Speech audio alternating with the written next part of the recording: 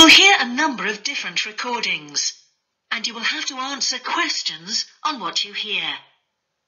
There will be time for you to read the instructions and questions, and you will have a chance to check your work. All the recordings will be played once only. The test is in 4 sections. At the end of the test, you will be given 10 minutes to transfer your answers to an answer sheet. Now turn to Section 1. Section 1. You will hear a student talking to the student accommodation officer at a college. First, you have some time to look at questions 1 to 5.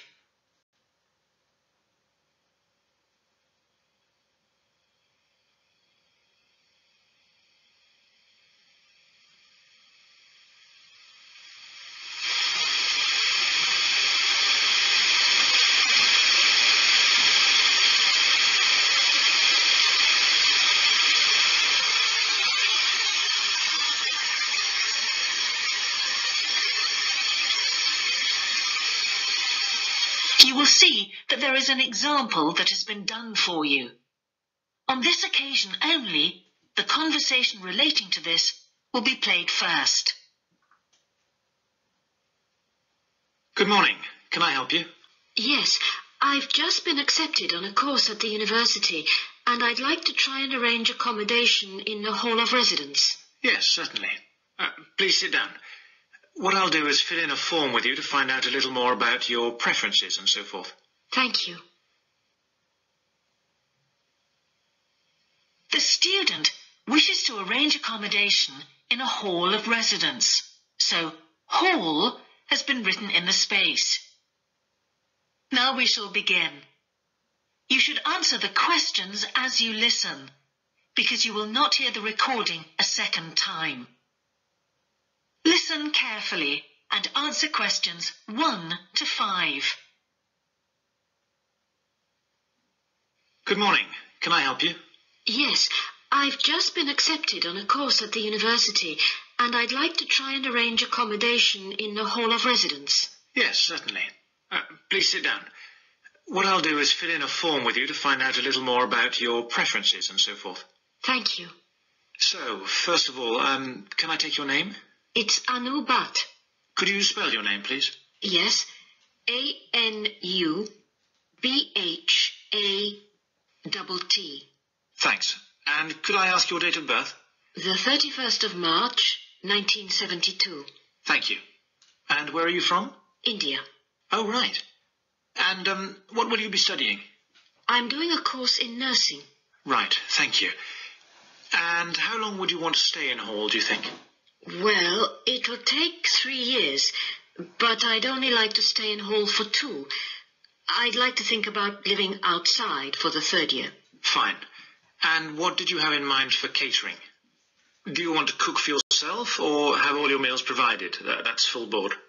Is there something in between? Yes, you can just have evening meal provided, which is half board. That's what I prefer. Yes, a lot of students opt for that. Now, with that in mind, do you have any special diet, anything we should know about? Yes, I don't take red meat.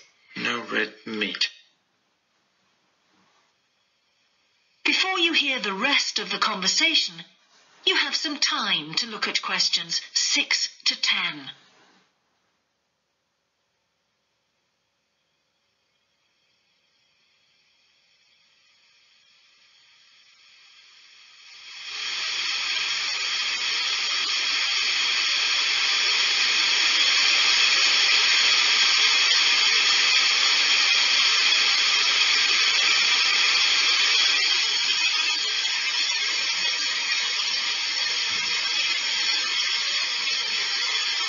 Now listen and answer questions 6 to 10. Now, thinking about the room itself, we have a number of options. You can have a single study bedroom or you can have a shared one. These are both what we call simple rooms. The other alternative is to opt for a single bedsit, which actually has more space and better facilities. There's about £20 a week difference between them. Well, actually, my grant is quite generous, and I think the bedsit sounds the best option. Lovely. I'll put you down for that, and we'll see what availability is like. Now, can I ask some other personal details which we like to have on record? Yes, of course. I wonder if you could let us know what your interests are. This might help us get a closer match for placing you in a particular hall. Well, I love the theatre. Right. And I enjoy sports, particularly badminton. Ah, that's worth knowing. Now, what we finish with on the form is really a list from you of what your priorities are in choosing a hall. And we'll do our best to take these into account. Well, the first thing is I'd prefer a hall where there are other mature students, if possible. Yes, we do have halls which tend to cater for slightly older students. And I'd prefer to be out of town. That's actually very good for you, because we tend to have more vacancies in out-of-town halls. Lucky. Yes. Anything else? Well, I would like somewhere with a shared area, a TV room, for example, or something like that. It's a good way to socialise. Certainly is. That's it. Now, we just need a contact telephone number for you. Oh, sure, I'll just find it. It's 667549. Great. So we'll be in contact with you as soon as possible. That is the end of section 1. You now have half a minute to check your answers.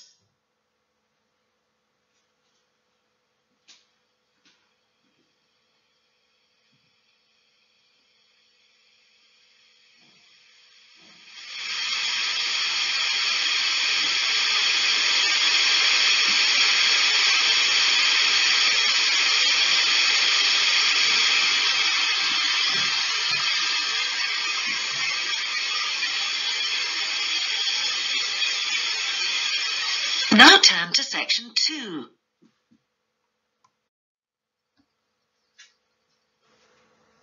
Section 2. You will hear a man giving a talk to new members of a wildlife club in the south of England. First, you have some time to look at questions 11 to 13.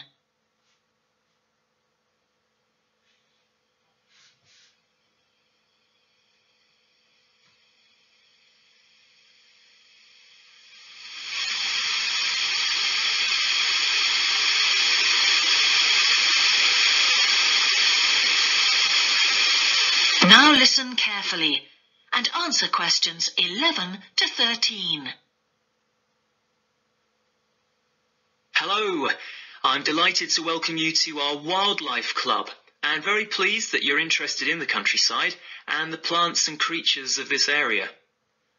I think you'll be surprised at the variety we have here, even though we're not far from London. I'll start by telling you about some of the parks and open spaces nearby. One very pleasant place is Halland Common. This has been public land for hundreds of years, and what you'll find interesting is that the River Ouse, which flows into the sea 80 kilometres away, has its source in the common. There's an information board about the plants and animals you can see here, and, by the way, the common is accessible 24 hours a day. Then there's Holt Island, which is noted for its great range of trees. In the past, willows were grown here commercially for basket making, and this ancient craft has recently been reintroduced. The island is only open to the public from Friday to Sunday because it's quite small, and if there were people around every day, much of the wildlife would keep away. From there, it's just a short walk across the bridge to Longfield Country Park. Longfield has a modern replica of a farm from over 2,000 years ago. Children's activities are often arranged there, like bread making and face painting. The park is only open during daylight hours, so bear that in mind if you decide to go there. Before you hear the rest of the talk, you have some time to look at questions 14 to 20.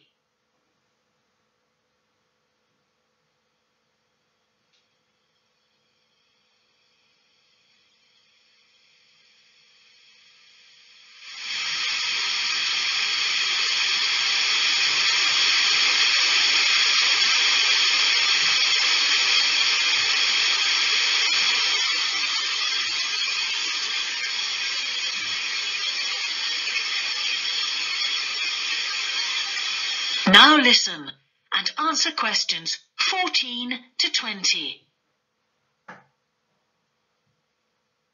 Longfield Park has a programme of activities throughout the year, and to give you a sample, this is what's happening in the next few days. On Monday, you can learn about herbs and how they've been used over the centuries. You'll start with a tour of our herb garden, practice the technique of using them as colour dyes for cloth, and listen to an illustrated talk about their use in cooking and medicine. Then on Wednesday, you can join local experts to discover the variety of insects and birds that appear in the evening. We keep to a small number of people in the group, so if you want to go, you'll need to phone the park ranger a few days ahead. There's a small charge which you should pay when you turn up. I'm sure you're all keen to help with the practical task of looking after the park, so on Saturday you can join a working party. You'll have a choice of all sorts of activities, from planting hedges to picking up litter, so you'll be able to change from one to another when you feel like it. The rangers will be hard at work all day, but do come and join in, even for just a short while. One thing, though, is to make sure you're wearing something that you don't mind getting dirty or torn. And finally, I'd like to tell you about our new wildlife area, Hinchingbrook Park, which will be opened to the public next month. This slide doesn't really indicate how big it is, but anyway, you can see the 2 gates into the park and the main paths. As you can see, there's a lake in the northwest of the park with a bird hide to the west of it at the end of a path, so it'll be a nice quiet place for watching the birds on the lake. Fairly close to where refreshments are available, there's a dog walking area in the southern part of the park, leading off from the path. And if you just want to sit and relax, you can go to the flower garden. That's the circular area on the map, surrounded by paths. And finally, there's a wooded area in the western section of the park, between 2 paths. OK, that's enough from me, so let's get on and have a look. That is the end of section 2. You now have half a minute to check your answers.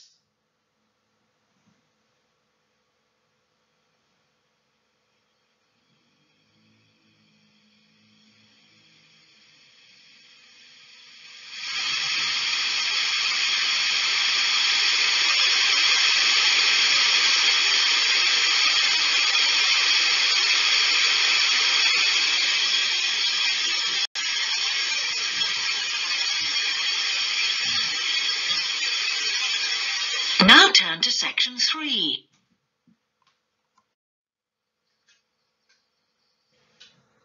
Section 3.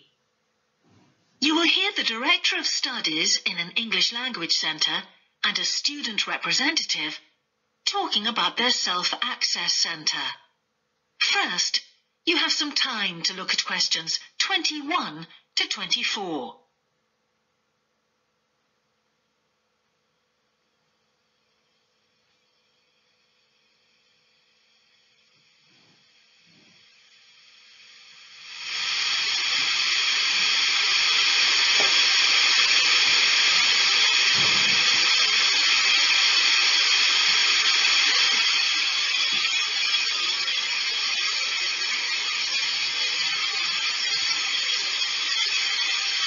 Now listen carefully and answer questions 21 to 24.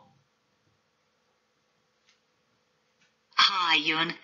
As you know, I've asked you here today to discuss the future of our Self-Access Centre. We have to decide what we want to do about this very important resource for our English language students. So, can you tell me what the students think about this? Well, from the students' point of view, we would like to keep it. The majority of students say that they enjoy using it because it provides a variation on the classroom routine, and they see it as a pretty major component of their course. But we would like to see some improvements to the equipment, particularly the computers. There aren't enough for one each at the moment, and we always have to share. Well, yes, The teachers agree that it is a very valuable resource, but one thing we have noticed is that a lot of the students are using it to check their personal emails. We don't want to stop you students using it, but we think the computer should be used as a learning resource, not for emails. Some of us also think that we could benefit a lot more by relocating the Self-Access Centre to the main university library building. How do you think the students would feel about that, Yun? Well, the library is big enough to incorporate the Self-Access Centre, but it wouldn't be like a class activity anymore. Our main worry would be not being able to go to a teacher for advice. I'm sure there would be plenty of things to do, but we really need teachers to help us choose the best activities. Well, there would still be a teacher present, and he or she would guide the activities of the students. We wouldn't just leave them to get on with it. Yes, but I think the students would be much happier keeping the existing setup. They really like going to the Self-Access Centre with their teacher and staying together as a group to do activities. If we could just improve the resources and facilities, I think it would be fine. Is the cost going to be a problem? It's not so much the expense that I'm worried about, and we've certainly got room to do it, but it's the problem of timetabling a teacher to be in there outside class hours. If we're going to spend a lot of money on equipment and resources, we really need to make sure that everything is looked after properly. Anyway, let's make some notes to see just what needs doing to improve the centre. Before you hear the rest of the conversation, you have some time to look at questions 25 to 30.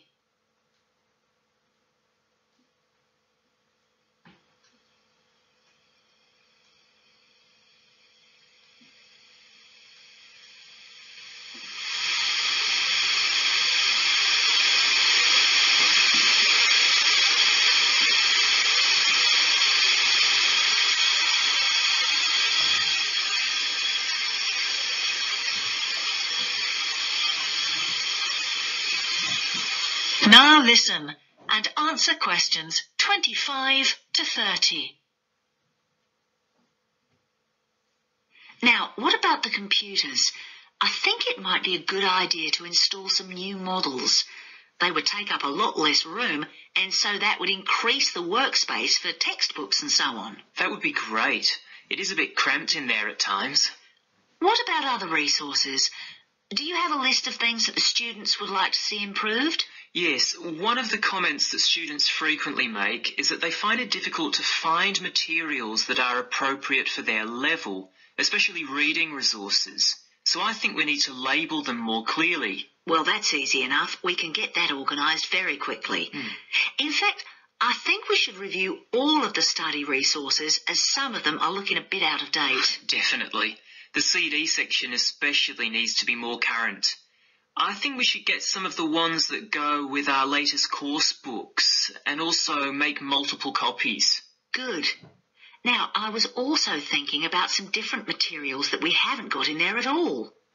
What do you think of the idea of introducing some workbooks?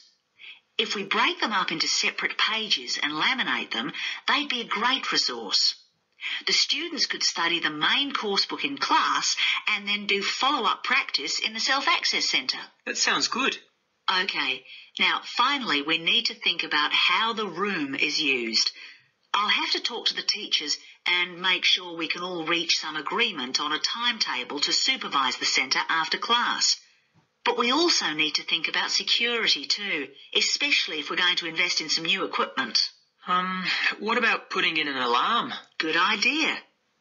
The other thing I'd like to do is talk to our technicians and see whether we could somehow limit the access to email. I really don't want to see that resource misused. What about if we agree to only use it before and after class? Yes, that would be fine. OK, anyway, that's great for now. We'll discuss it further when we've managed to... That is the end of section 3. You now have half a minute to check your answers.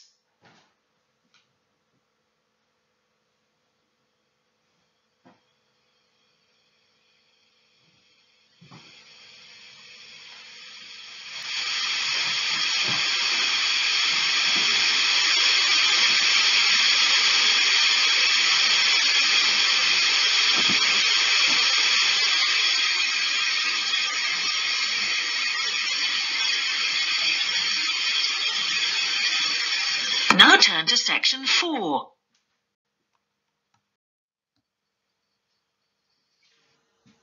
Section 4. You will hear the beginning of a lecture about business cultures. First, you have some time to look at questions 31 to 40.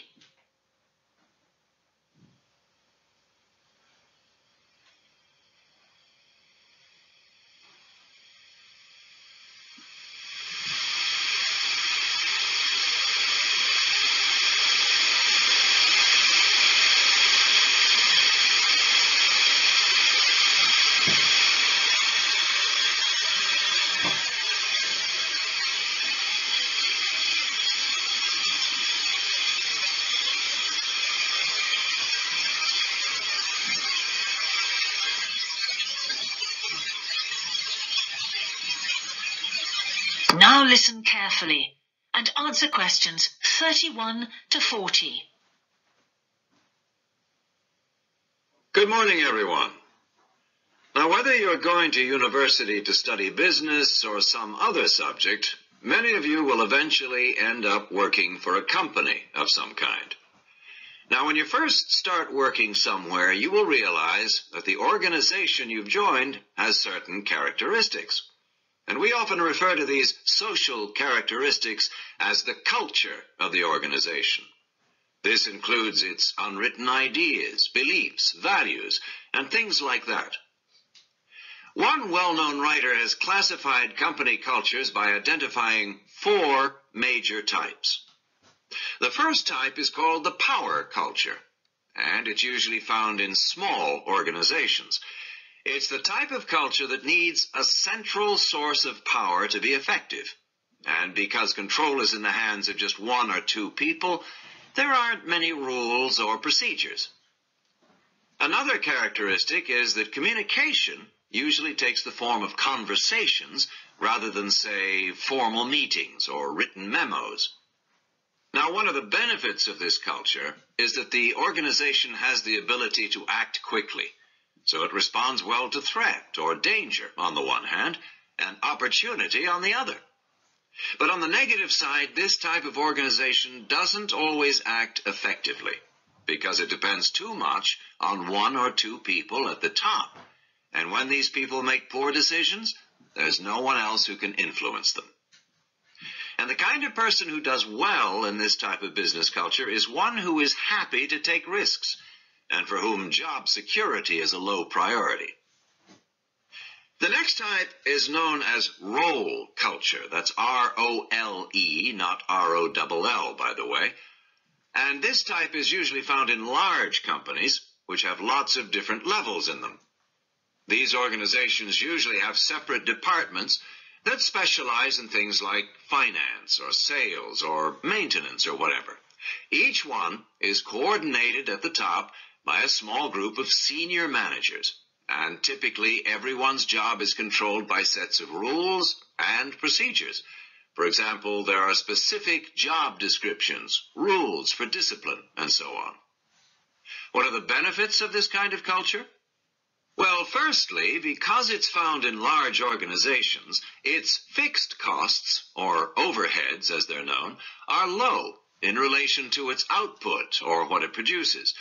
In other words, it can achieve economies of scale.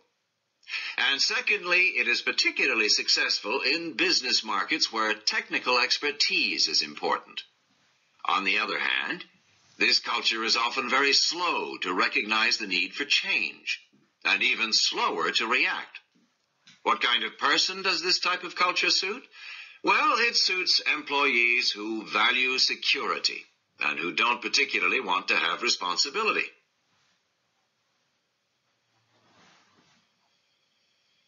Moving on now to task cultures. This type is found in organizations that are project-oriented. You usually find it where the market for the company's product is extremely competitive, or where the products themselves have a short lifespan. Usually, top management delegates the projects, the people, and other resources. And once these have been allocated, little day-to-day control is exercised from the top, because this would seem like breaking the rules. Now, one of the major benefits of this culture is that it's flexible. But it does have some major disadvantages, too. For instance, it can't produce economies of scale or great depth of expertise. People who like working in groups or teams prefer this type of culture. And finally, the fourth category is called the person culture. This type is quite unusual. That is the end of section 4. You now have half a minute to check your answers.